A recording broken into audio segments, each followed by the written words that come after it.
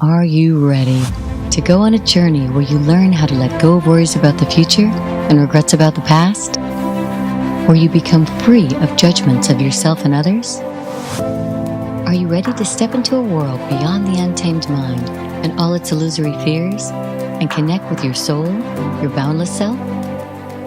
Let's begin by exploring a story, the story of you. We'll start with the fact that you are living on a round ball, a planet that is hurtling through space at 67,000 miles an hour. And in spite of this unfathomable speed, not a single one of us is falling off.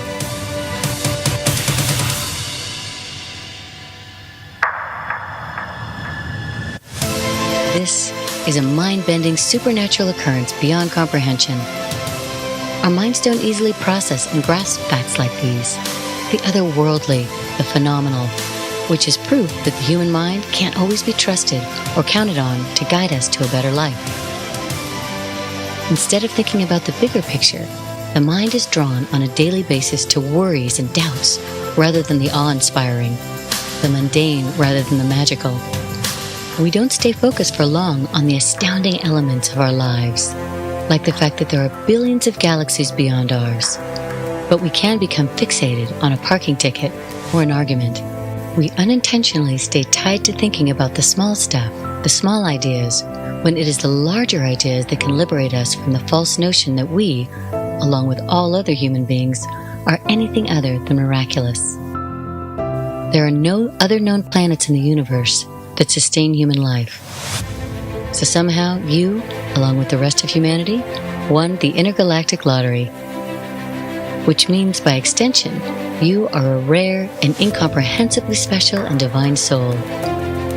And when you can remember that truth, every day becomes an adventure filled with curiosity, growth, wonder, enchantment, and a peace that feels like the softest of blankets encompassing your entire being. The key to your evolution, your awakening, your happiness, lies in your ability to transcend the old ways of thinking, the small thoughts, the self-defeating thoughts, and begin to choose not only who you want to be from this moment forward, but also to choose what you want to think about from this moment forward. You can change your world and the world by the thoughts you focus on each and every day. When you become passionately obsessed with the thoughts that make you feel inspired, joyful, and more than capable of surmounting your biggest challenges, it's far easier to live life as the fulfilling and fascinating adventure it was meant to be. The life you dream of awaits you, and it all unfolds one thought at a time, starting now.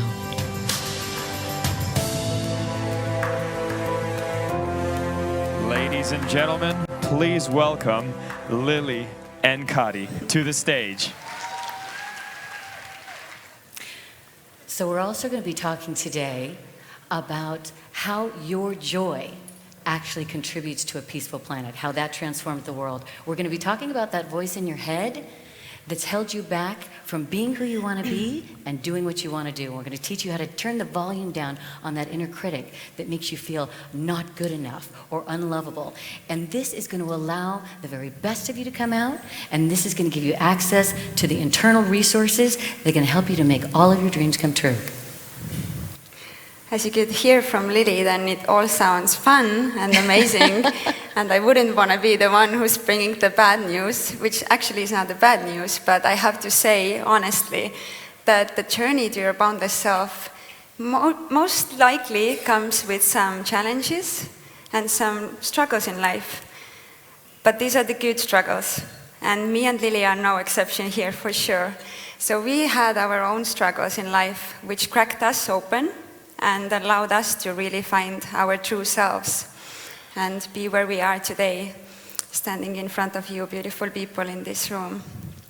So to begin with, we would like to share our stories so you would get to know us better and see where we are coming from and how did we get to where we are today. So this photo is taken when I was 11 years old. And I had been going to ballroom dancing classes since I was 4, which I started because my 2 years older sister did. And as long as I remember myself, I've always thought that she's the most talented, gorgeous, amazing human being. And me, as the biggest fan of her, I became this little stalker. So I decided to follow her everywhere. I wanted to do everything that she did. So did I start ballroom dancing when she did. But what happened was that I fell in love with dancing since the very first class. And in a few years, it really became the essence of my life. So I spent all my evenings in the dance classes and all my weekends at competitions and taking private classes. And I loved it so much that it didn't allow me to see and admit that the relationship I had with dancing actually wasn't a healthy one. The dance instructor was a man of abusive behaviors who was rarely satisfied with anything me and my dance partner achieved. Today, I know that he just didn't know any better way, and in his mind, his teaching methods were helping us to grow and succeed, which in some ways absolutely did, because on this photo, me and my dance partner had just become the European champions. And you can guess from the faces of the kids on this photo which one is me and my partner. So there's no doubt that this was a huge win for me. But this big win also had a very high price for me. The price of losing myself and my self-worth. Because the constant negative and ugly criticism coming from the dance instructor had slowly become my own inner daily self-talk. And at some point I realized that I had become the bully within towards myself. And it pretty much became a vicious cycle because I was constantly pushing myself to the extremes and setting new and new goals for myself, thinking that once I achieve this next goal, then finally I will be happy and satisfied. It never really happened. The more goals I set, when I achieved them, the less satisfied I actually felt. And fast forward, at the age of 24, I then found myself in a situation where I had achieved what was a huge goal for myself, graduating to university with 2 bachelor degrees and 1 master's degree. And that was supposed to be another goal which, when achieved, will finally make me the happiest person on earth. Never happened. In reality, I actually felt the least happy and least satisfied with my life I had ever felt before. In reality, the years of studying through the sleeping hours and the constant pushing myself actually resulted in a burnout. And my body wasn't able to fully relax anymore. So I was suffering with severe insomnia. And something that I never even considered to be a possibility for me happened. I was diagnosed clinically depressed, and I refused to believe it. It just didn't make sense because I always saw myself as this strong girl who can take anything. And I felt extremely bad because I am blessed to be born into the most caring, supportive, loving family, and it just felt so wrong, and I felt guilty for feeling the way I felt, because my family did their best to make sure that I have a safe and happy environment to grow up in. But then I reached the limit of feeling the exhaustion from not sleeping and feeling zero excitement about my life. And then I had to face myself and admit that I haven't treated myself with any self-care, self-respect, and self-appreciation for years. I had to admit that I had been waiting to finally start living my life fully, and waiting to have my life happen while it was happening in full speed. But I just wasn't present because it didn't feel good.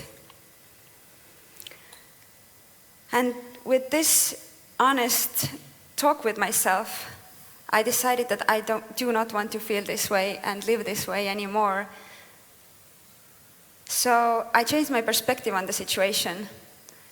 I decided to see it as a life experience that happened for me, not to me. I saw it as my opportunity to grow, learn from it, really get to know myself, and see the great vision for my life again.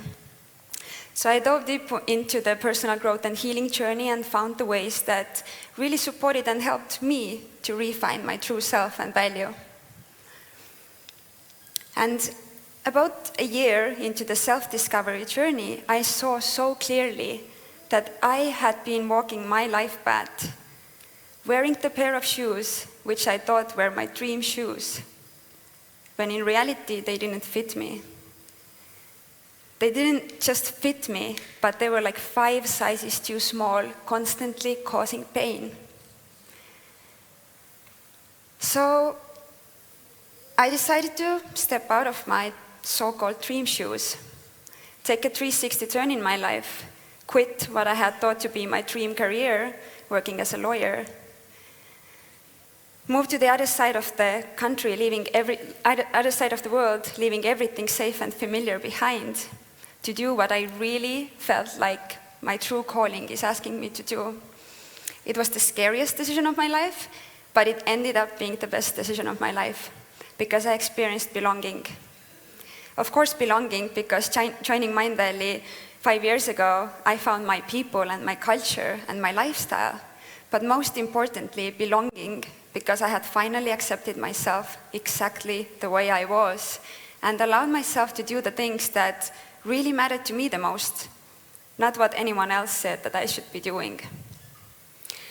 And this also helped me to see what kind of an impact I can have and how can I contribute to this world when I'm truly aligned with my true calling and my true self. So being in Mindvalley also took me to a situation about 2 years ago when Vision, knowing that one of my really big fears at that time was public speaking, said, I think you should go and share your story at one of Mindvalley's events, Mindvalley Reunion, with 800 people. And as you can imagine, about 99% of those conversations with myself ended with, no way I'm going to go there and share the story with 800 people if I'm being too scared to even share it with my closest circle. But then there was one moment when I told myself, Kadi, you know that overcoming your own fear and overcoming yourself right now will support and help at least one person out of 800. And this is the moment when I decided to do it. And this response from the audience at the event and after the event really showed me that vulnerability can be the most beautiful form of strength, empowerment, and it's an opportunity to show up and serve. It can set someone free, but at the same time, it can set ourselves free. And it can really create magic in our relationships with other people. So today I'm standing here next to this heavenly woman, Lily, because we know that there are people in this room who need to hear that message and who need to be reminded.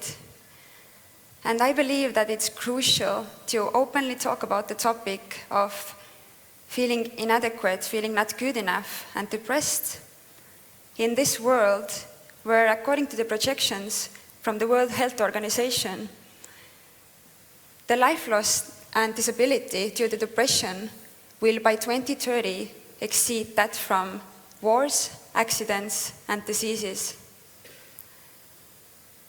And today, depression is already the #1 cause of illnesses and disability among the boys and girls around the world. I think this data is very alarming, and us as a humanity should do our best to find ways how to change the direction in which it's moving at the moment. Beautiful. And Kadi, your willingness to share, your willingness to be vulnerable, and to make what you previously had as secretive, and you share it with people, that is really the key to transformation. We only stay stuck in patterns when we don't share it, where we hide it. We're only as sick as our secrets. So Kadi and I have a similar history in terms of having someone in our life that didn't treat us with love and respect. My story is a little bit different. I was born into a family. My parents met when they were 16 and 17 years old. They were just teenagers. And my mother said it was love at first sight. She was in curlers when my dad met her, and it was the day when that was common, for the girls would go out in curlers during the day to get ready for the night.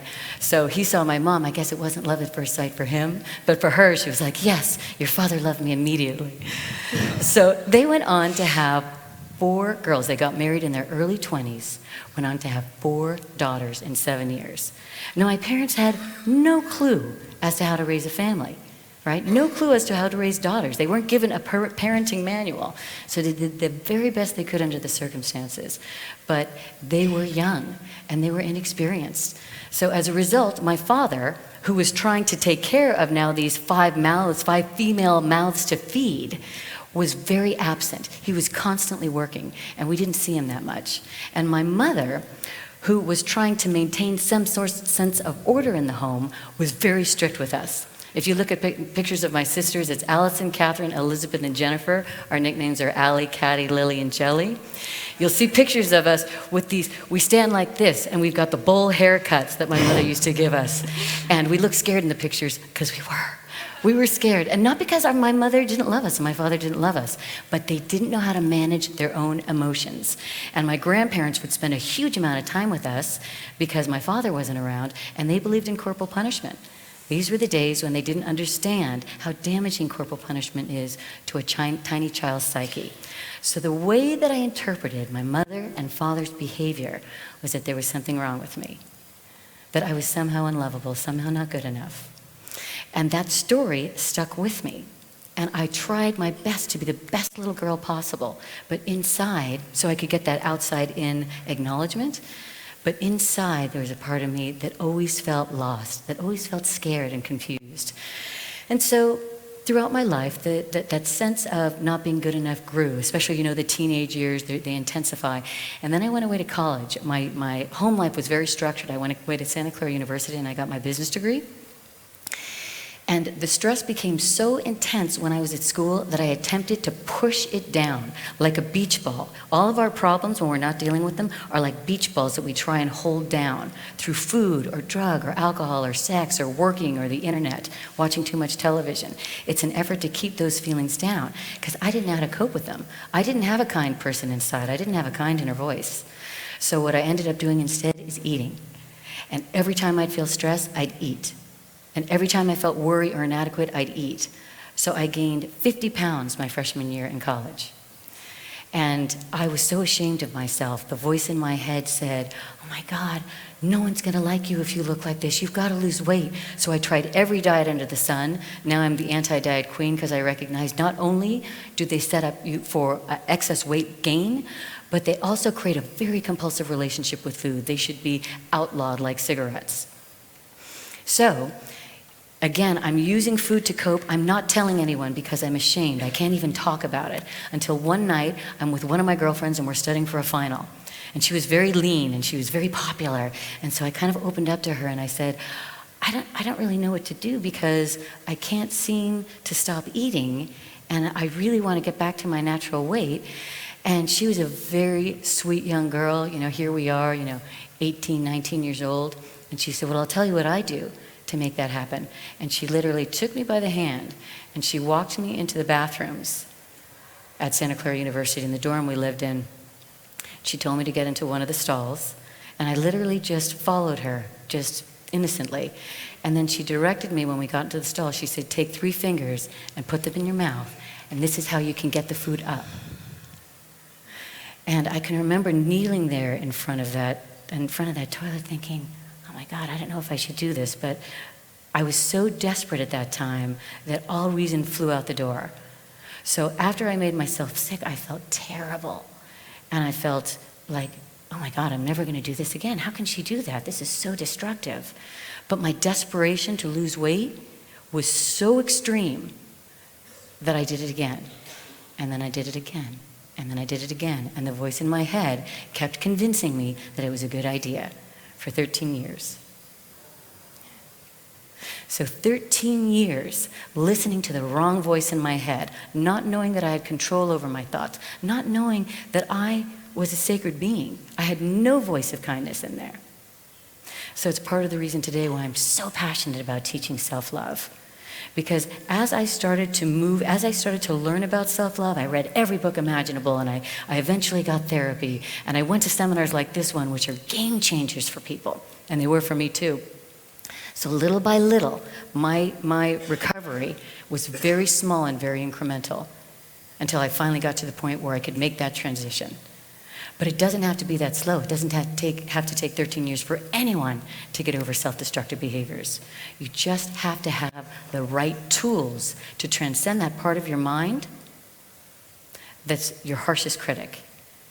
And we're going to talk today exactly how to do that.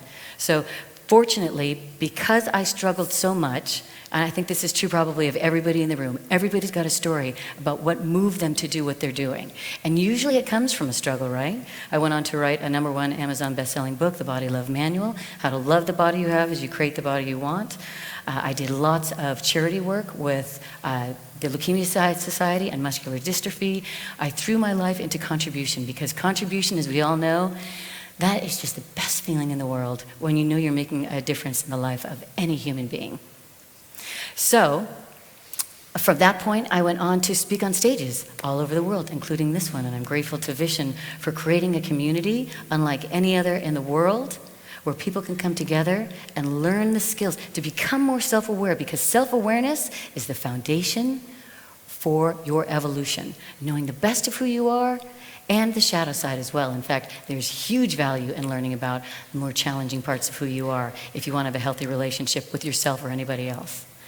So Kadi and I, this beautiful lady and I, met at an A-Fest in Costa Rica, and we had just had a night of dancing. You know what those parties are like. Vishen can throw a party like nobody else. So we danced all night, and then at the end, everyone was going off to part 2 of the party, and she and I looked at each other and we were like, gosh, we don't feel like going to the party. Let's go down to the ocean. So Costa Rica is just spectacular at night. It was a full moon. We got into the water, and there's plankton in the water in Costa Rica. So if you slap the water, it's literally like magic, because it lights up. So we were sitting there and we were talking about our own journeys into self-love, and that's what led to this moment. And it is a privilege to share this stage with you, lovely lady. She really is as beautiful on the inside as she is on the outside, and I am grateful to call her my soul sister. So, we are, oh, thank you. Aren't you lovely? So today, the information that we share, we wanted to reach all of you. So how many of you saw Eric Edmead's incredible speech yesterday about the different learning styles? Nice. Okay, so let me see if I can remember. You've got your visual learners, you've got your audio learners, and you auditory, thank you, and your kinesthetic, thank you. Okay, so your kinesthetic, you guys are going to love this, because this is all about experience. We're going to go deep, and you kinesthetic people love that. That's the meat and potatoes for you. And you audio people, you guys are easy. You guys are easy because you love to talk it out, and you actually talk out loud to yourselves a lot. We're going to show you why that's not crazy. Why actually that's going to help you to maintain sanity. That's going to help you to tame the untamed mind. And then, of course, you got you visual people. You guys just straight up like to be entertained. You just like the fun. And we're going to do our best to include all of those in today's presentations. So, we're going to talk a little bit about love, okay? Love, which is, when you think about it, love is the most powerful thing you can do to overcome the ego, the most powerful thing you can do to heal. Love is the force that can bring communities together. Love is the force that can end an argument. Love is the force that can end wars. And love is the force that can make this a peaceful planet. So there is no more powerful energy in the world than this resource which resides within you. And once your ego is tamed, more love comes through you than you can possibly imagine. You can receive more and you can give more. And it is just the most glorious feeling in the world. So we want to talk a little bit about how self-love, well, first before we go there, let's do this. Let's get a bit of a head count. I'm going to invite you all to close your eyes for a second. And just so no one feels self-conscious, I want you to raise your hand if you feel self-love. Okay. Thank you. You can open your eyes. So it's actually very interesting. In most of the audiences, it's only about half of the room. In this room, it was about 3/4. So that's a testament to the work that you've already done, which is awesome. But what I know to be true also is that even at the height of my eating disorder, even when I was most self-destructive, I still would have told you I love myself because I didn't realize the behaviors that I was still exhibiting that would reflect that maybe I didn't love myself as much as I thought I did. So we would like to guide you through a little exercise to help you see where you are in your self-love space and if there is some room to grow in that relationship with yourself. So please close your eyes again. Let's put on some music.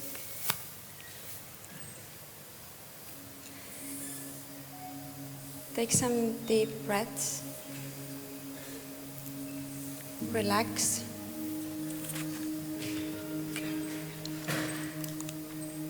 Listen to the questions and tune into the answers that will come through you.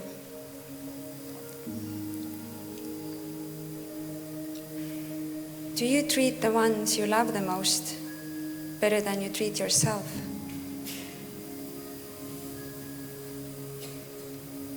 Do you often compare yourself to others?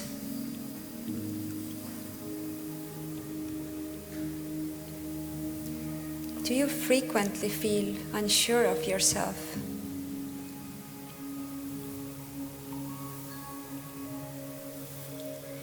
Do you look to others to approve of and validate you?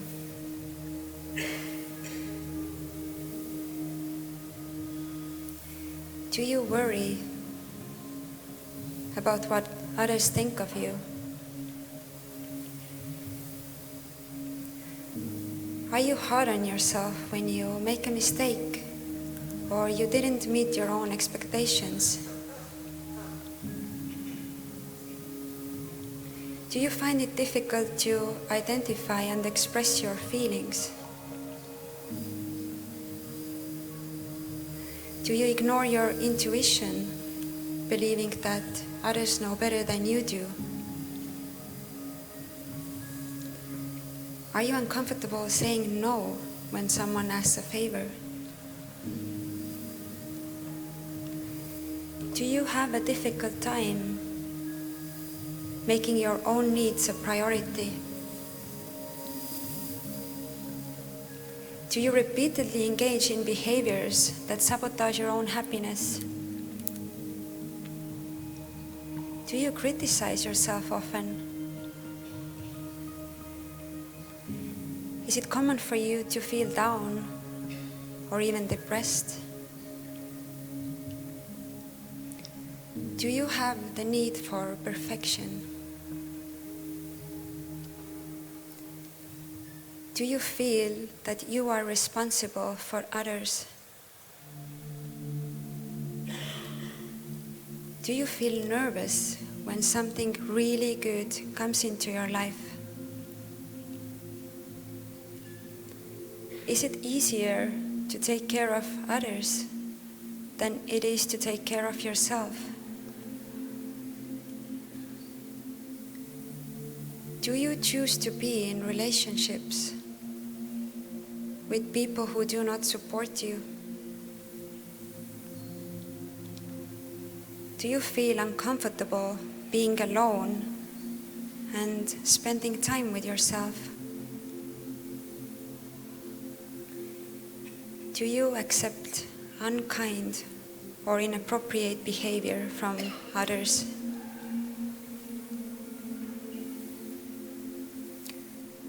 All of these mentioned behaviors are indicators and little red flags that suggest you might not be in a fully loving relationship with yourself.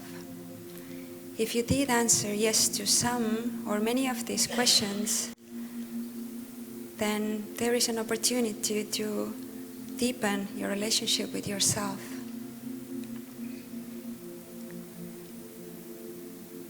When you feel ready, then please come back to the room. And thank you for doing this with us. So how many of you were surprised by the number of ways where you're actually not loving yourself to your true potential? Raise your hands. Yeah. Pretty much the same group that said they love themselves, right? Isn't that funny? Not like funny ha-ha, but like funny whoa. Okay, so the good news is that that means there's huge potential for development and relationship with yourself. It really is infinite how much you can love yourself because you are infinitely loved by the universe. So let's talk a little bit about self-love. Let's talk a little bit about this force that can transform your life for the good. Because oftentimes self-love is confused with narcissistic behavior. Like I'm all that in a bag of chips type of energy, right? And nobody wants to be that. Nobody wants to be self-absorbed.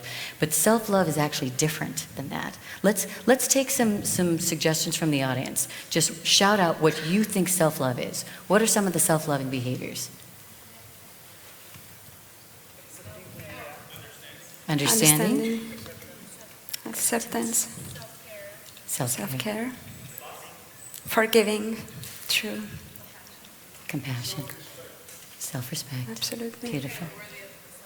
Yeah. Thinking she's worthy of a massage. I love that. Yes, you are.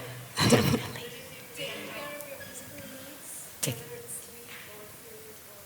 Beautiful. Definitely. Gratitude. Excellent. Being. Just being. Beautiful. I love that. That's a good one. Authenticity. Absolutely. Listening to your body. Beautiful. Say again. Confidence. Confidence. Yes, all of this is absolutely true. And thank you for offering your perspectives on it. And here's another definition that basically encompasses everything that was said in this room. So self-love is the art and practice of self-awareness, self-respect, self-care, and self-appreciation that results in inner peace, true joy, and the awareness of the sacredness of yourself and all other beings. And you can also see in that definition that there's nothing self-absorbed or narcissistic, which Lily mentioned before, that oftentimes it's taken as this. But it actually helps you to be the very best version of yourself. So if we know that it helps us to be the very best version of ourselves, why is it that we still often do not love ourselves to our full potential? And there are three primary areas that we want to talk about today. And we're going to start with our family of origin. So most of you probably know this already. You probably know that when you come into the world, you're this innocent little, perfect little creature. And every experience you have forms your sense of yourself. Little children, they're like sponges and they drink it all in.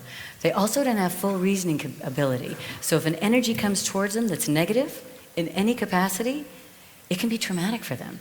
So even in the most loving households where your parents loved you more than anything in the world, you might have had a moment where you felt deeply inadequate, where you felt ashamed of yourself, where you felt less than or embarrassed.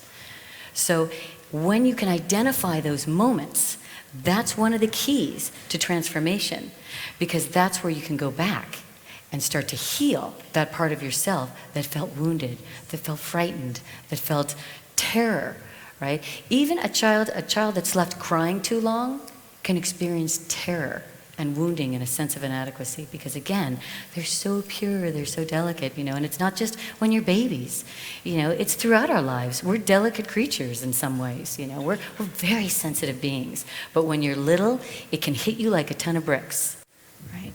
It can hit you with a flood of chemicals, endorphins and serotonin, and it's the feeling that's so intense that we attempt to avoid it for the rest of our lives. So it could be your mother, it could be your father, any caregiver, it can be siblings, it can be, in my case, my grandparents.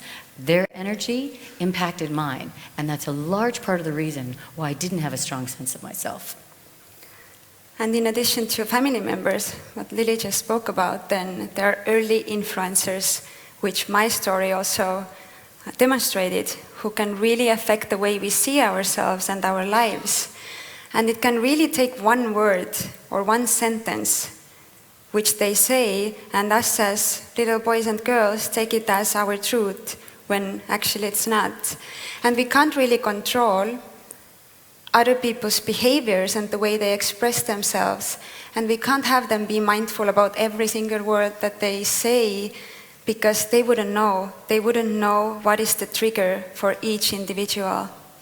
But what we can do is that we can educate ourselves and those of around us how to build self-esteem and how to practice self-care and self-love.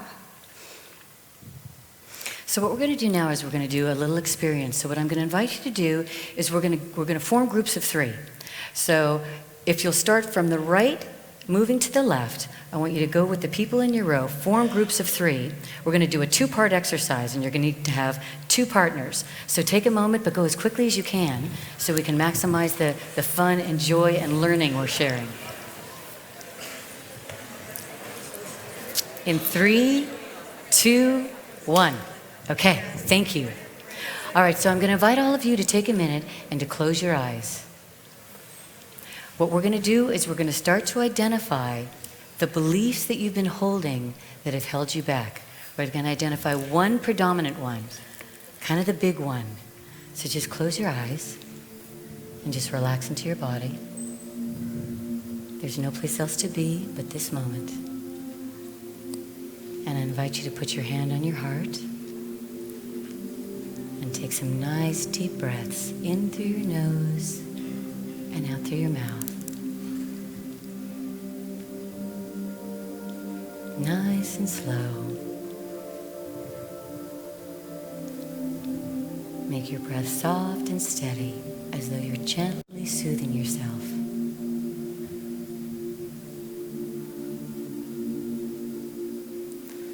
And then continue with this relaxed breathing pattern as you tune into your entire body. Feel the energy of every cell from the tips of your toes to the top of your head. And then continue breathing as you count backwards. 10, 9, 8, 7, 6, 5, 4, 3, 2, 1. And I invite you to go back in time to when you were just a child. Start to allow your mind to drift to the past. You have thousands and thousands of experiences during your childhood, but very few memories stand out. And some of those memories are joyful, and others are painful. And there's one painful one that stands out from the others that you might not have thought about in a while. A moment with your mother or father, or a sibling or authority figure, where you felt shamed, or hurt, or abandoned, or fear, or even terror. Bring that memory to the forefront of your thoughts. And I want you to see the scene in your mind where that child, your inner child, felt overwhelmed by emotion. I want you to see your inner child's face. And I want you to see the face of the person who is there, who stimulated that feeling within you. Bring to mind any details of that scene that stand out for you. And whatever emotions come up, let them flow. The most challenging moments from your childhood hold the keys to your healing. So as you observe your inner child, allow yourself to feel on their behalf. Allow yourself to feel compassion for that innocent child. And I want you to move towards them and step in front of the person that is causing your inner child distress. And I want you to pick your inner child up in your arms and take them out of the room where the scene took place. So walk them out of the room.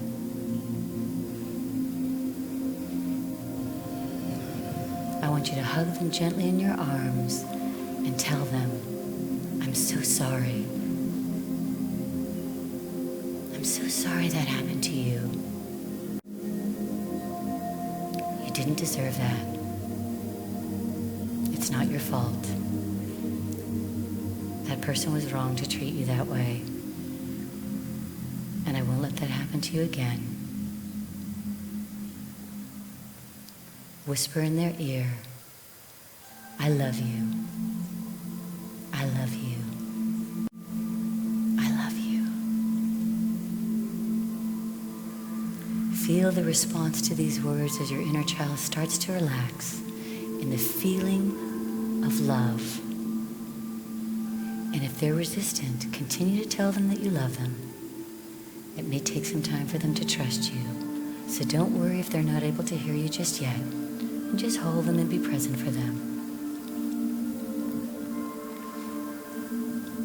Now give them a final hug and gently remove yourself from their embrace. Let them know that it's safe for them to go and play, that you're now there for them and will be every single day, that they can count on you. Watch them walk off, turning around once or twice. They're making sure you're there until they disappear from your sight.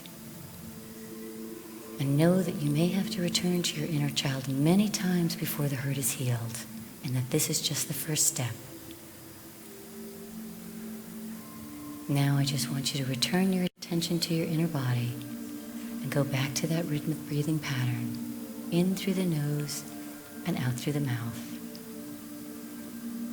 Know that you possess the love inside you to heal any childhood wounds. And as you do, your fears disappear and are replaced by peace and joy.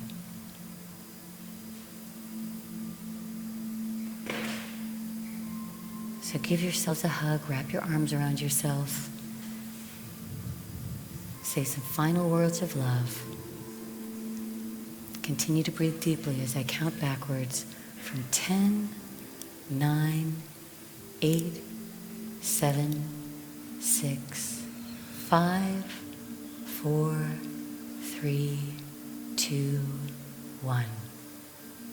Now come on back into the room.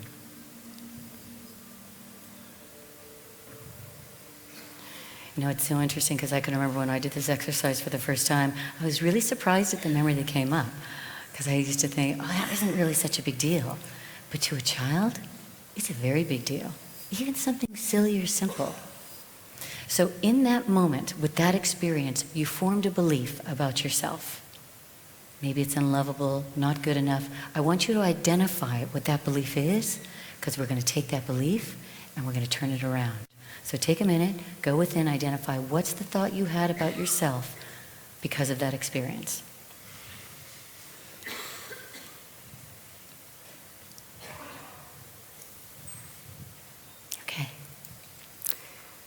We'll continue with the second part of the exercise. As Lily mentioned, then we will help you to find the thing that you actually needed to hear in that very moment where Lily just took you.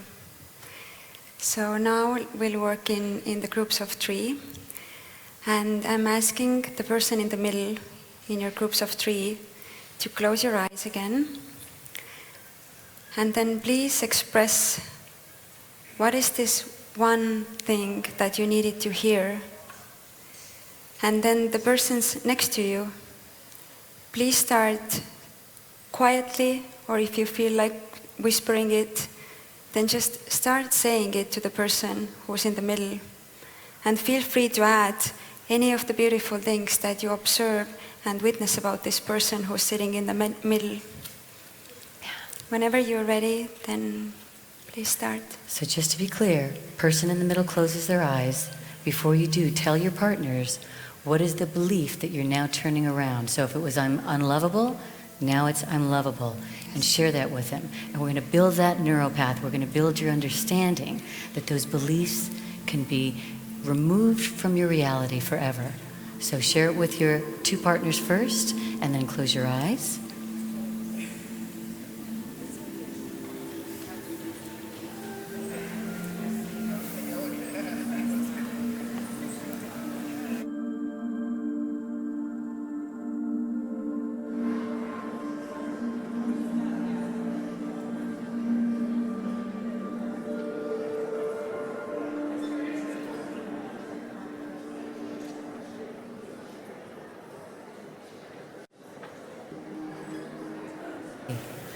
So please complete. And now person in the middle. We're going to move ahead. Person in the middle. Close your eyes. And just a moment of quiet, everybody. We're going to settle the room. Quiet. Right, there we go. Thank you. All right, person in the middle, close your eyes. The other two partners. Everybody. In 3, 2, 1. Start to whisper or speak gently in the person's ear the belief they want to know from this moment forward and any other loving thing you can think of.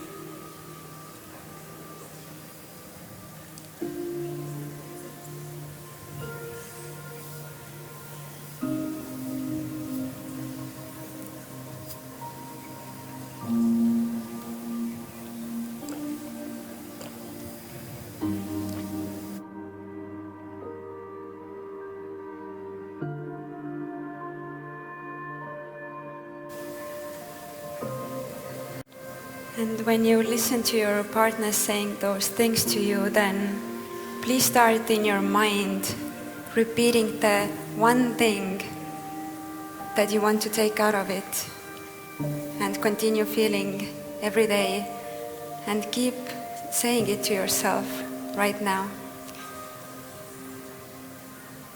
So now partners B and C, partners A and C will go quiet in the room, and the person in the middle will just take a moment with themselves. Just a moment with yourself to let those loving thoughts sink in.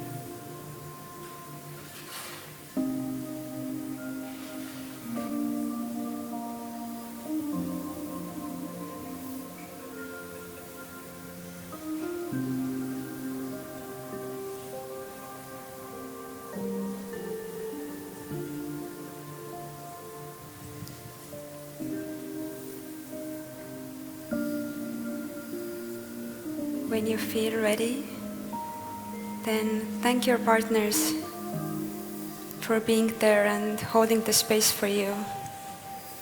Feel free to give them a hug.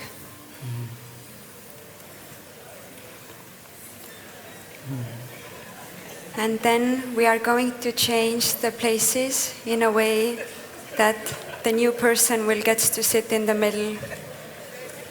Okay. So move as quickly as you can. Next person in the middle. We're going to start in 10, 9, 8, 7, 6, 5, 4, 3, 2, 1. So shh. Thank you. Okay, everybody. So the person in the middle, share the one statement that you want turned around, the one statement that you want to correct in your mind from this day forward. So share it briefly with your partners.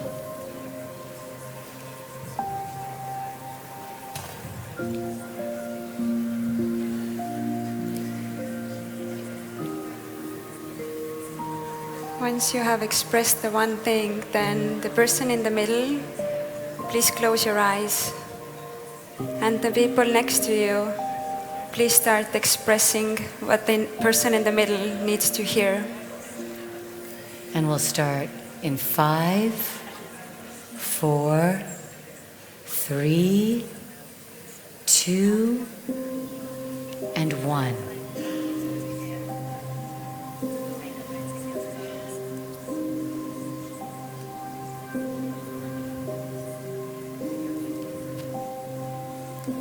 And share the most loving things you can think of. That's right.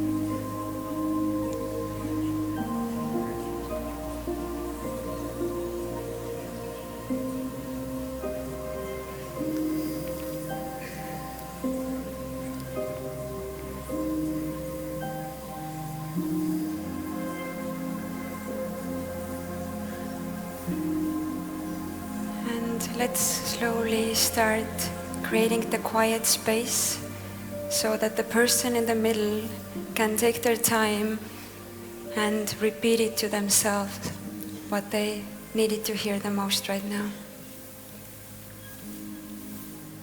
Just absorb that love.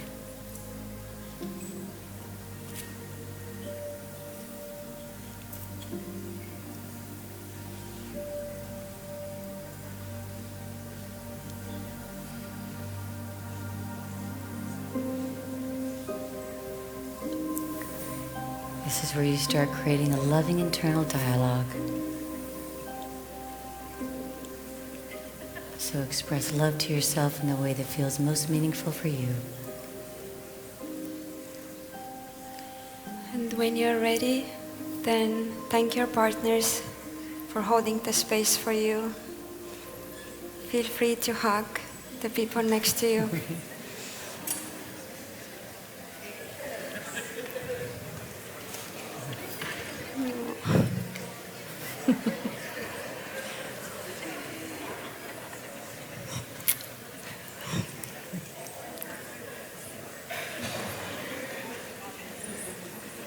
And when you're ready, then we are going to change the seats for the last time to support the third person in your group. So we're going to start in 10, 9, 8, 7, 6, 5, 4, 3. Oh, hold on now. I missed something. It's a good thing I'm self-forgiving. So the person in the middle is now to share with their two loving partners what is the thought that they most want to believe about themselves from this moment forward. So take a minute to share that.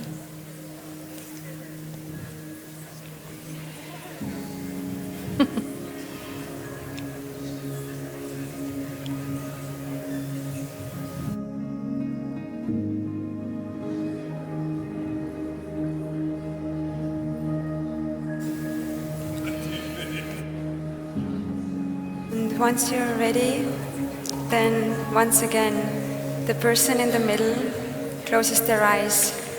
And partners, please start expressing what they need to hear right now. And we'll begin in 5, 4, 3, 2, 1.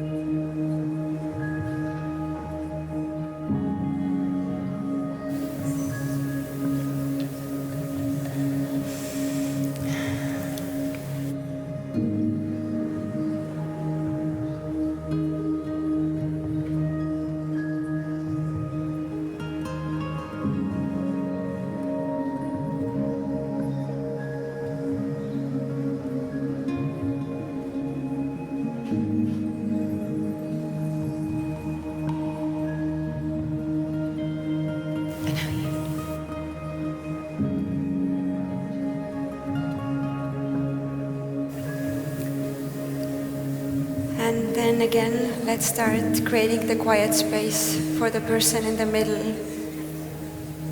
So the person in the middle can feel that emotion and repeat it to themselves.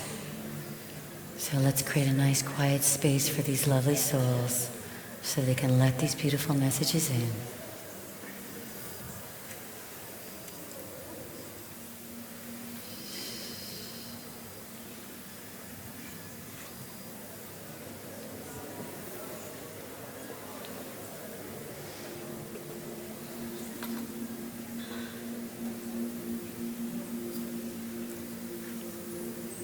And once you're ready, then for the final time, thank your partners for holding that sacred space for you. And feel free to hug each other.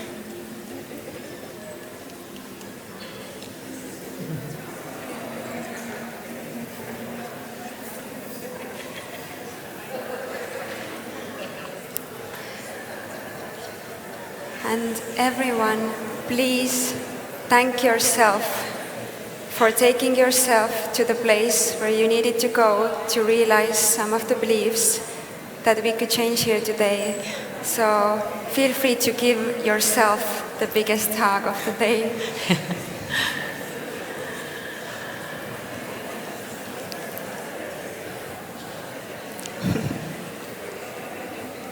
So thank your partners, and then please bring your attention back to the front of the room.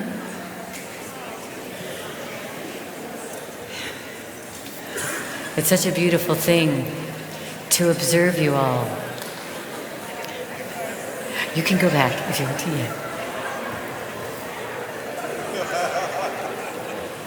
Okay, so we're going to begin again and move forward. We've still got some wonderful things to talk about. So if you'd bring your attention back in 5, 4, 3, 2, 1. Okay, how many of you felt a really spectacular feeling of love during that exercise? Yeah, feels good, doesn't it? So what's interesting about that one moment where you started to love yourself, where you started to define that loving inner dialogue, that's what's required to overcome the belief systems that you have. It's moments like that, but it's not just one. This is something that you may have to do multiple times before that inner child feels safe. It's a process. It's like planting a seed, and it takes time. So you've got to be patient with that inner child, right? And every single day, I'm in contact with my inner child every single day. My screensaver on my phone is a picture of myself as a little girl, you know, where I'm sucking my thumb and my eyes are about this big. And it reminds me to be compassionate with myself. So I recommend to every single one of you, when you go home, your homework assignment is to get a picture of yourself when you were a little girl or a little boy and put it out somewhere prominent, and remember that that child needs not only love, but a lot of fun too. And we here on stage felt that love so clearly and strongly. So it was very beautiful to be in that space and share it with you. So please continue doing this at home. So we're going to move on. The family of origin, I think that's the big one. For me, it was the big one. But there are other influences that have really formed our sense of ourselves. And one of them is the culture that we grew up in. You know, if you grew up in, say, United States, the role model for women was being super skinny. And if you weren't skinny, if you weren't thin, then you weren't attractive. But if you go to Mauritania, the women are only considered attractive if they're full-figured. So young girls are literally force-fed by their parents. So they'll become full, and so they'll become desirable and attract a mate. You know, if you're born in certain parts of the world, the women are told that they can only show their eyes, that they have to cover their whole body. In other parts of the world, the men are told, you have to be the primary caregiver, it's all on you. So the culture has more of an influence than you recognize. So it's worth looking back on the culture you grew up in to decide which of those cultural beliefs do you want to believe in? Because every culture is made up, right? Every culture is born of an imagination. You know, a few people's imagination, and they can always change. Another big one is the workplace culture. We spend usually at least half of our wake time at our workplaces. And if this culture is not supportive of us as individuals and our individual growth, then it definitely strongly impacts the way we feel and the way we see life.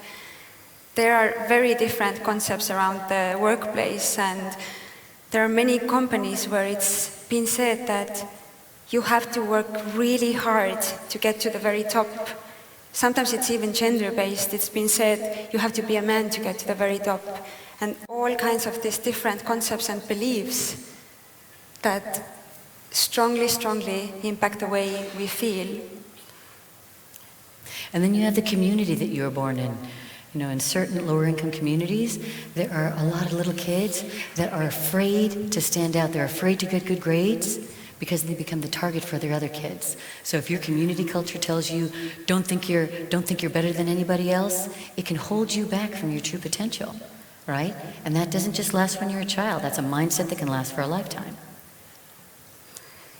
Friends and peer culture. very strong, especially in the teenage years, when our personality is forming. We are really finding out who we are, what we like, where we want to go. And when we are not in the space where we feel comfortable, confident, and in a good space with ourselves, then it's very easy to start constantly comparing ourselves with others. This was my own experience as well. I was always looking up to other people that I thought that are doing amazing, they are my role models. And I forgot in that I am actually the best version of myself exactly the way I am, and each person, the way we are born into this world, that's our uniqueness, that's our strength. And we should just be grateful and blessed and satisfied with how we are, but it's so easy to start comparing ourselves with others when we are not in that space. And social media here is, of course, today, you all know, we are constantly being fed with mass news, mainstream views on things. It's not really supportive of the individual being unique and encouraging us to be who we really are and to do what we really want to do. So then you've got the third one, the third influence that has prevented you from seeing how extraordinary you are. And that's what I call the untamed mind. So all of us were born with these minds that are brilliant. They're more brilliant than the most advanced technology, the most advanced computers on the planet. And none of us really know how to use it. Doesn't it strike you as kind of strange that we've got these incredible machines and nobody's told us how to operate them? I'll tell you what, as you know from my history, I could have used a pamphlet on this thing because it's gone off in directions that I didn't want it to go. But we're going to talk today a little bit about how to tame that part of your mind. It's been called the ego, the monkey mind, the mean inner roommate. So knowing how your mind works is the awareness of it is crucial to make the transition from the part of your mind that's a saboteur. So if you think of your mind as having a hard drive, right? The brain is your hard drive, right? It's got trillions of neural connections in there. Trillions of things are happening in your mind every single day. And the software is every experience you've had up to date that's been installed into your hard drive, right? The good news is it can be ejected, right? Because a lot of that data is corrupted. So your job is to get the data out that you don't want to have inside your mind. Yes, and the way basically the mind or the software works is that we have tens and thousands of thoughts every single day. And 90 to 95% of those thoughts actually are our old thoughts. So we keep thinking about the same things all over again. And when we are under pressure or in stressful situations, then 77% of those thoughts tend to be negative. So these numbers are pretty scary, I would say, and it almost feels that we don't have control over the thoughts, because also 90% of them are subconscious.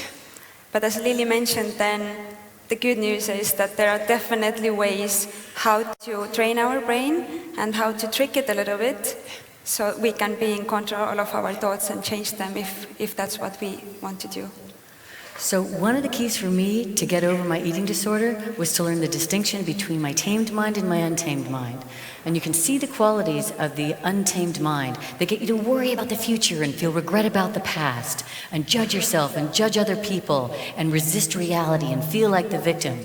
I have a little dunce cap there because I always think of that as the not so smart part of my mind. But I love it because it's doing the best it can. And then you've got the tamed mind. That's your genius. That's the part of your mind that's connected to your soul. That is the part of your mind that comes up with solutions to your problems. That's like a wise inner cheerleader. That actually is the part of your mind that can give you access to moving even beyond the mind. Stephen Cutler talked yesterday about the transcendent state where you're completely out of your mind. So you can get to the joyful states of the tamed mind or not being in the mind. But the untamed mind, that's the crazy mind. That's the mind you want to stay away from. But it's tricky because what happens with the untamed mind is that when you have a pattern of thinking, predominantly negative thoughts, and as Kadi said, 77% of our thoughts on average are negative. Some version of the thoughts over there. That's a very big deal. That's where depression resides. That's where addiction resides. right? But we're all doing it. It's not like any one of us in the room is alone. This is the human condition. Eckhart Tolle says, lost in thought. Mostly thoughts that take us away from the higher truths. Mostly the thoughts that take us away from recognizing the bigger story. You know, about this ball hurtling through space, right? Nobody's falling off. Don't you think we should be scared about that? You know, rather than getting a parking ticket? But that is the mind. The mind has, until you start to train it, some limitations. So to move from the untamed mind to the tamed mind can be tricky unless you bombard your mind with a new way of thinking. So, for example, how many people feel better after this last month or however long you've been here? Because of the information, right? You got the information that started to push out those 60,000 thoughts, to move some of the old ones out and to bring some of the new ones in. So I think of it like a big chest. Think of it as your box of thoughts, right? And think of your belief systems, the ones that are have held you back. I want you to think of those as boulders in the box, right? Those are the ones that are down deep that we often don't investigate because it's so painful. And I want you to think of the other negative worried thoughts as stones. So those stones are in there as well as helium, little tiny, beautiful helium balloons. Those are your positive thoughts. So you are dealing with this box every single day, right? This is what forms personalities, because you're thinking the same thoughts every day. So when you wake up in the morning, if your box is, you open it up, your box is filled with balloons, you feel great in the morning. Those are the thoughts of the tamed mind. Those are the thoughts of your soul. But if you haven't gone into your box yet, and you haven't explored your beliefs, and you tend to listen to the untamed mind that suggests to do the same thing over and over again, as we all know, it's the definition of insanity, doing the same thing and expecting a different result. Your key to your evolution is opening up that box, dealing with those beliefs. And I always suggest support, coaching, therapy, because you can get there much faster with the support of someone who cares deeply about your well-being. So think of it that way. So every single day, it's important to start generating new thoughts. One of the questions that I ask myself when my body starts reacting to the negative thinking is I ask myself, do I want to think that thought? And that's something you may want to write down, because if you don't want to think the thought that's come through your mind, right, that redundant one, I don't like this about my husband, I don't like this about my child, I don't like this about my body, right? Over and over and over again, I think negative thoughts about my body. And that's why it took me so long to recover, because it was just the same thought, right? Imagine if you weren't to think any thoughts. Would you ever feel stress again? It's all in the mind. So ask yourself, do I want to think that thought? If the answer is no, that means you have been basically, what's the word? You've been hijacked by an imposter. Because how many of you want to think from the untamed mind? Raise your hand. Nobody wants to think from the untamed mind, but thoughts are involuntary and automatic and repetitive. Which is why it is so important to be reading books, to be going to seminars. My mindset shifted because I dove into my healing process to a certain extent, and then I'd leave it. And then I'd dive in again, and then I'd leave it. It's consistency is the key. So every single day, acting in ways that are self-loving is the key to those states of joy that you desire in the deepest part of your being. So part of the reason it's so difficult to make the transition from the untamed mind to the tamed mind is because with every thought you think that's from the untamed mind, there's a chemical response. You're going to get a dopamine and you're going to get a cortisol and an adrenaline rush. And once that rush hits, your whole body's in a state of upset. And so it's harder to think clearly. When you're under stress, it shuts down the prefrontal cortex, which is the decision-making center of the brain, the reasoning center of the brain. So the key to transcending that is to recognize that when you're upset, I want you to think of your mind like a snow globe. And when you shake it up, you've got all these little particles in the snow globe. So in order to quiet the mind and to get your body back in a state of relaxation, I recommend putting a smile on your face. Who's heard the studies about how when you smile, you release serotonin and dopamine? Yeah? You'll see me smiling a lot because I love to feel good. So smiling and being completely still completely still, and doing your best to quiet your mind. That makes all those little particles sink to the bottom of that snow globe so you can see with clarity, so you can choose what you want to think. And it's hard to do. It's hard to do. Actually, what Wayne Dyer said is, it's harder to do in the beginning, but easier in the long run. And if you don't do it, it's easier in the short term, but it's much harder in the long run. So you might as well get started now. And just so that how you can understand better how the thoughts are involuntary and sometimes repetitive and so automatic that we don't even really notice how they just show up and how we just think of them like very easily without noticing it and without really stopping ourselves. Like think of one daily negative self-talk sentence that you might be telling yourself. And now just in your mind, imagine having a friend in front of you, looking into that friend's eyes and saying that same sentence as if it was about them. So you say the same negative self-talk sentence to them. That feels really wrong. And it's really difficult to get ourselves to doing this because it's just not right to say something negative or offending to someone that we care about. So next time, if this negative self-talk sentence comes to your mind, then stop for a second and think, hey, I wouldn't say this to someone that I love and care about. So this time I'm deciding the same for myself. And as Lily also mentioned, that there are ways to trick and train our brain. And one really powerful exercise is also the 5-second rule that Mel Robbins is talking about, which basically means that if you notice yourself thinking a thought or feeling something that you don't want to feel or think at this very moment, then you count backwards. 5, 4, 3, 2, 1. This is something that interrupts your usual pattern and the thought, or like what's going on in your brain. And it awakens your prefrontal cortex, which is important for making a change in your usual habit. So give it a try next time.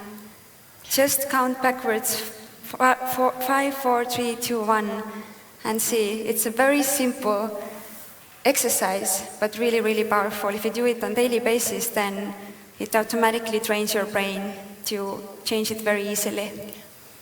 And another trick to get from the untamed mind to the tamed mind is just use the sentence, erase, erase, erase, and replace. Yes. Right? It's just pattern interruption, because that's all we are. We're just, every one of us is in a series of habits. So when you interrupt them with a question, really powerful, or with something like the 5, 4, 3, 2, 1 rule, or erase, erase, erase, replace, that's the training. And again, not easy. It's very simple, but not easy. So practice as much as possible, especially during the easy times, because it makes the hard times much more manageable. So let's move on to a conversation around self-love. It's both an internal and an external job, right? There are components of it that have to come from within. That's actually the most important. But there are also things that you can do from the outside that will support the internal work. But we're going to start with, first of all, what you can do. What are the internal practices to transcend the untamed mind and to really love that sacred self?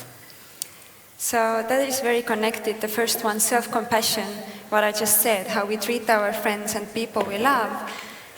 It's the same if you think about knowing someone that you love or care about, having some difficulties in their lives, or just feeling down or fearful or disappointed. We usually feel compassionate towards themselves.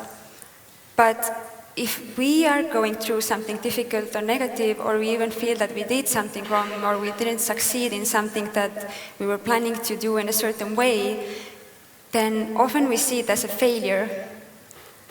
But when you get to the point where you know how to notice that moment and then provide yourself with what you need at that moment, and when you used to think that this was a failure, I didn't succeed in this, then now give yourself all the love and compassion that you can. And this helps you to see the failure moving forward as not a failure at all. It actually is the opportunity to learn from it, learn about yourself, grow, and do it differently next time if this is what you feel that you want to do.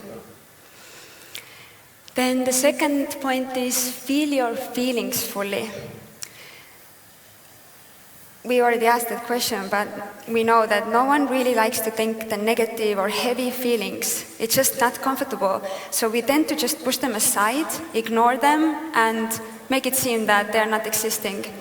Which actually, the reaction that happens is that they just get bigger and bigger and bigger, and we suppress them somewhere there.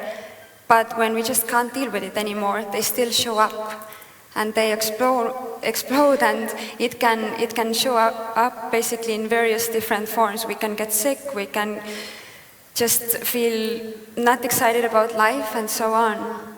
So just take those moments when you want to be harsh with yourself and provide yourself with self-compassion. And feel your feelings fully. I got back to the first one. But going back to the feelings, feel your feelings fully is also, if it's a negative feeling, then don't hide it, but there's again like a powerful but very simple exercise, but even you can say it out loud. Acknowledge the emotion or feeling. You can even say, hello. And then ask the feeling or emotion, who are you? And what did you come here to tell me and teach me? And once you have allowed yourself to be with that emotion and really feel it, where is it in your body? And you feel that, okay, I got this, I felt it, and I know what it is. And when you're ready, then just release it. But here it's very important not to just release it, but think of the thought or feeling that you want to feel that moment or think at that moment and replace it. So put that feeling or thought there instead of the previous one. And then last one, gratitude. The third one, gratitude. Again, very simple, and it can be different practice, whatever works for you. It can be as simple as just every morning and evening think about 3 things that you are grateful for. But not only just think about it, but actually feel it. So if you think about a certain person or your life event or experience, then feel it. Feel the gratitude towards that person or life event. And there's a very, very, very cool side of gratitude. So what I just said is like the internal part of it, but you can take it outside. And you can be very creative here. You can almost have it as a game for yourself. Come up with ways how you can show the gratitude outwards. Maybe think of a teacher at school who was there 20 years ago, but you remember very clearly that very moment which just made you feel really good about being in that class. Find out where they are today and reach out to them and say, I'm very grateful the way you decided to show up in that class and make the kids feel there. Or it can be even just a stranger passing by on the street who's giving you a smile. Let them know that you appreciate them doing this. Very small things, but I promise that the vibe and the energy that is co-created in those situations is magical. It's true. And the science says that those that are grateful for what they have are twice as grateful as those that have the most. Right? Grateful thoughts drop serotonin and dopamine. If you want to feel better, I call myself a gratitude junkie. All day long, I'm thinking about things that I love, as many as possible, which is why my days are filled with far more joy than stress. So another one of the powerful practices, meditation. I'm sure you've learned a lot about it this weekend, but think of it this way. Meditation, if you start your day with it, it's like sharpening your axe before cutting down the tree. Right? You can do it with a dull axe, but it takes a lot longer. So if you take meditation, if you can quiet your mind in the morning, that's not the end of it.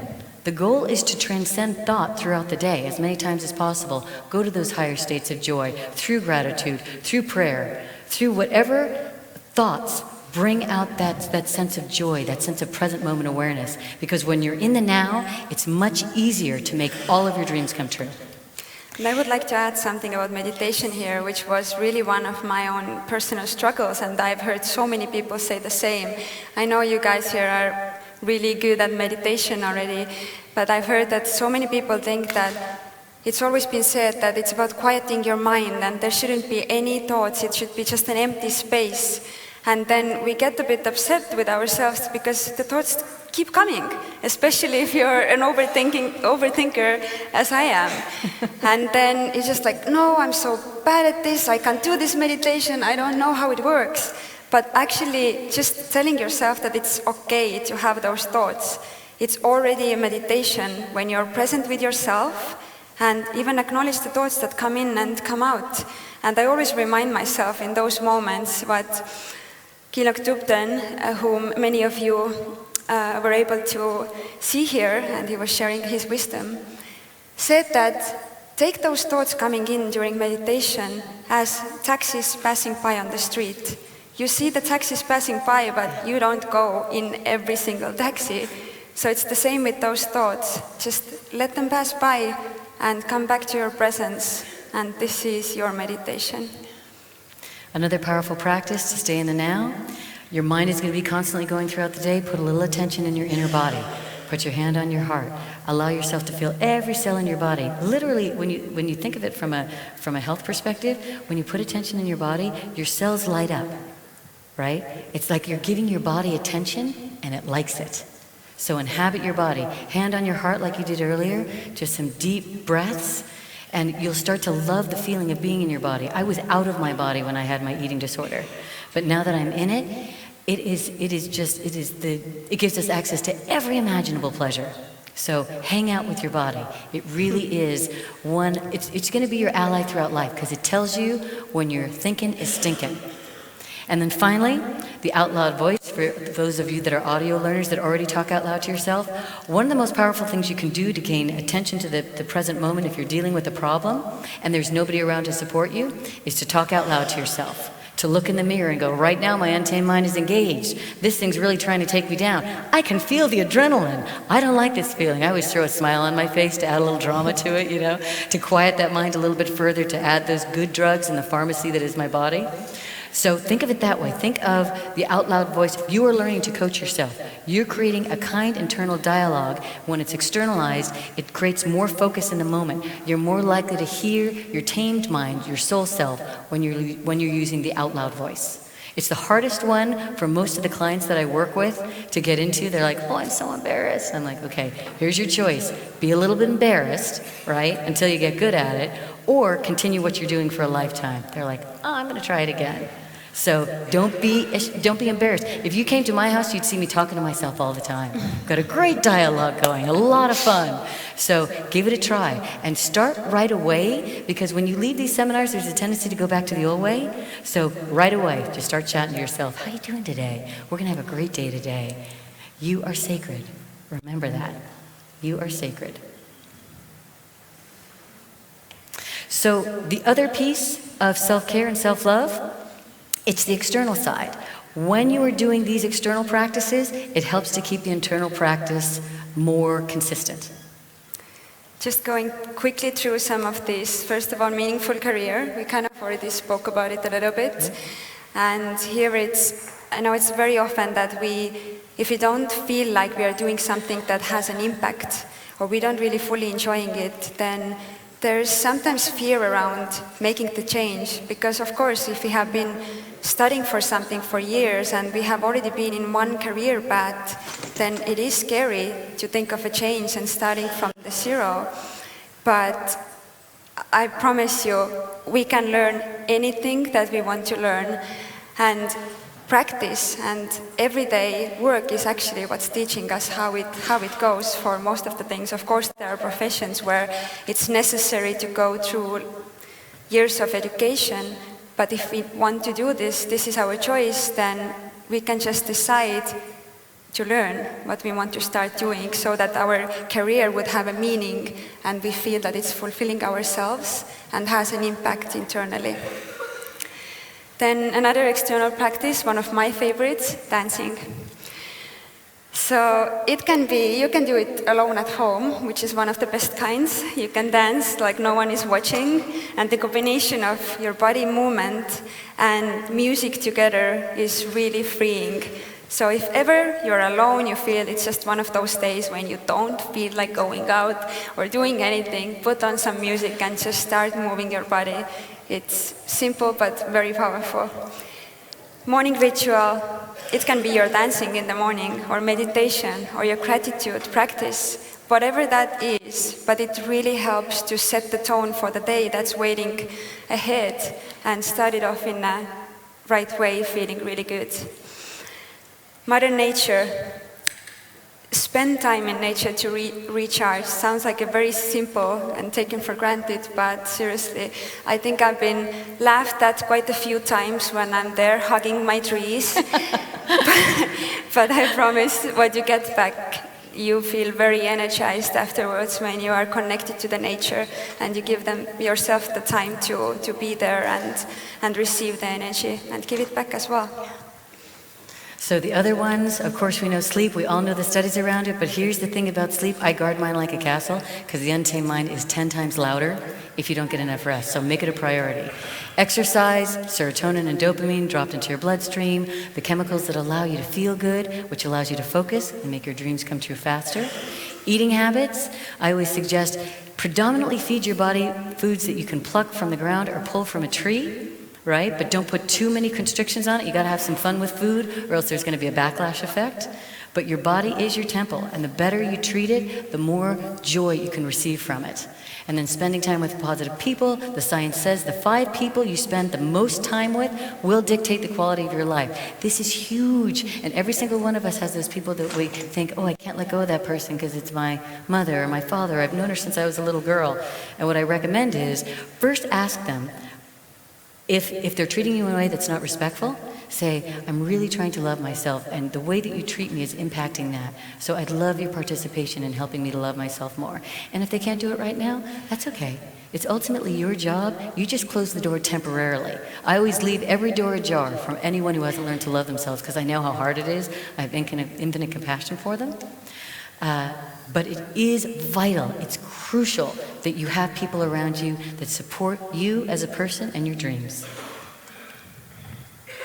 So the benefits of self-love, access to your higher self, access to the present moment, access to your higher power, access to your soul. Right? It's like this is the Holy Grail. And if you can imagine every single person on the planet practicing self-love, the world would change overnight. Right? Literally overnight. Yes, it's definitely not only us benefiting from it, but others, because when we are in this good relationship with ourselves, then we also show up in this world as the best version of ourselves, and this is what the world definitely needs. So we want to do a final exercise, and I wish we had more time to continue with it, but what I want you to do is take a minute, take out a piece of paper, and we're going to write a love letter to ourselves. And that love letter is going to start with an apology for the areas where you've allowed your untamed mind to run astray. And this is something you can continue on afterwards. And the second part of the letter is a declaration to yourself. How do you choose to show up in your relationship with yourself moving forward? And feel free to write down 3 commitments on the daily practices that you want to include in your life.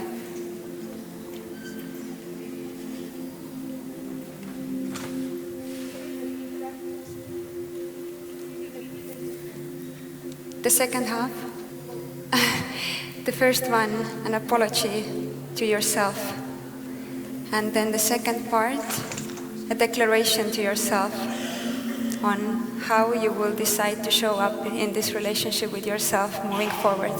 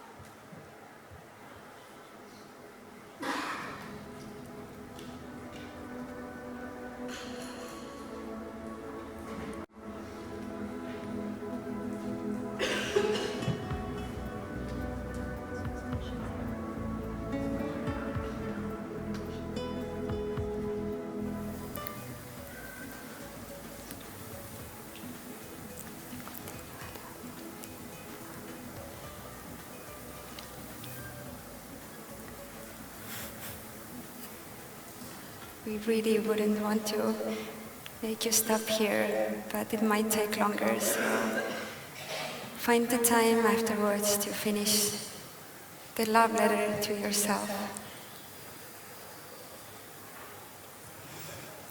And remember too, that what we did today is just the start. It's just the start to the next phase of your life with a higher level of self-awareness and a higher level of self-love.